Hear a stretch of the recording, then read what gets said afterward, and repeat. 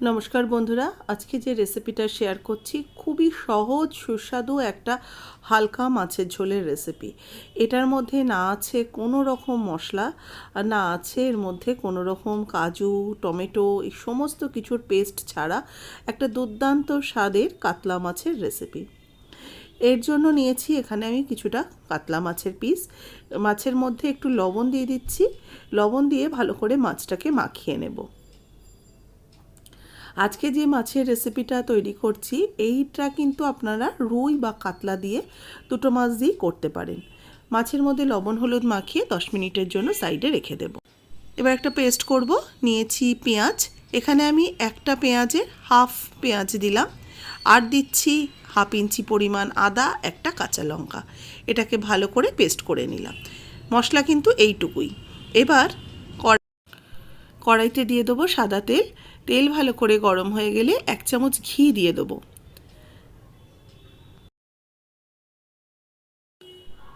একটু ঘি দিয়ে দিলাম। ঘিটা ভালো করে তেলের সাথে মিশে গেলে এবার মাছগুলোকে দিয়ে দেবো ভেজে নেওয়ার জন্য। মাছ কিন্তু খুব কড়া করে ভাজবো না, হালকা করেই ভেজে তুলে রাখবো, জাস্ট যেটাকে বলে সাতলানো। এক পিঠ মিনিট খানেকের জন্য রেখে দিয়েছিলাম, একটু উল্টে দিয়ে আরেক পিঠ ভেজে নেব। আমি কিন্তু ওই জোড়া লেগে যাওয়ার ভয়ে একটু মাঝে মাঝে মাছগুলোকে সরিয়ে সরিয়ে দিচ্ছি একে অপরের থেকে। দেখুন একটা সাইড একটু হালকা বাদামি রং এসছে, তখনই আমি উল্টে দিয়ে আরেক পিঠ ভেজে নিচ্ছি।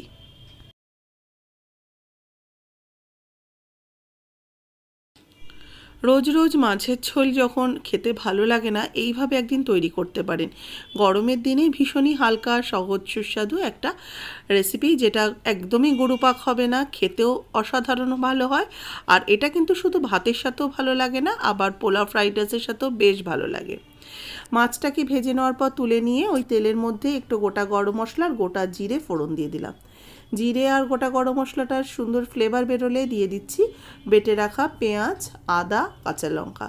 পেঁয়াজের পরিমাণটা আমি যেটা বললাম, যে আমি যেটুকু মাছ নিয়েছি তাতে কিন্তু একটু বড় সাইজের পেঁয়াজের হাফ পেঁয়াজ আমি এর মধ্যে দিলাম। এবার ওই পেঁয়াজ বাটাটা দিয়ে তার মধ্যে একটু সামান্য জল দিয়ে ভালো করে মশলাটাকে কষিয়ে নিচ্ছি, যতক্ষণ না এটা থেকে একটু কাঁচা গন্ধটা চলে যাচ্ছে।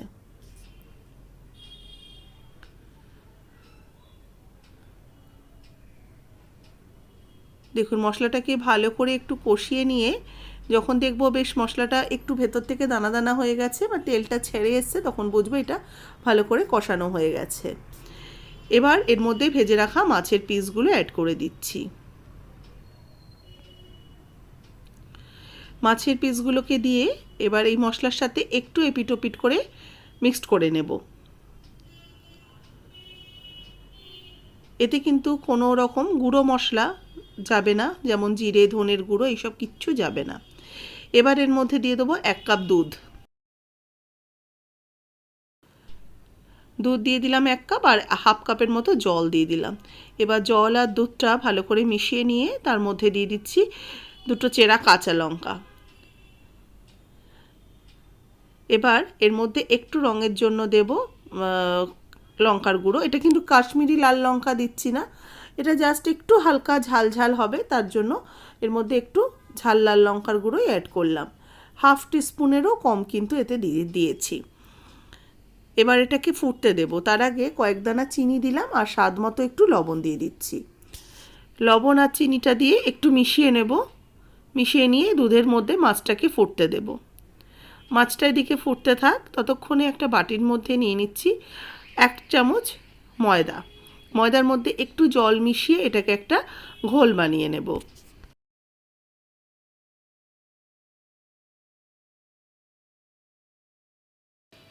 ময়দাটাকে ভালো করে গুলে রেখে দিচ্ছি।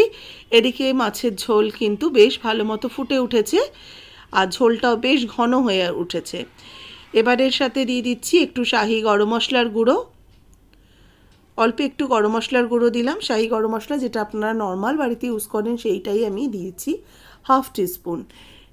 আর এর মধ্যে এবার দিয়ে দেবো এই ময়দার ঘোলটা।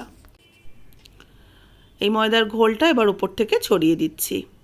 এতে কী হবে, ঝোলটা একটু গাঢ় হয়ে যাবে, মানে দুধের যে ঝোলটা হয়েছে সেটা কিন্তু বেশ গাঢ় হয়ে যাবে, আর খেতেও কিন্তু খুবই সুস্বাদু হবে। এবার মাছগুলোকে মিনিট 5 একটু উল্টে পাল্টে ফুটিয়ে নিচ্ছি। ঝোলটা দেখুন বেশ ঘনত্ব এসে গেছে। এবার অফ করে নামিয়ে দেব। তৈরি হয়ে গেছে দুধ কাতলা।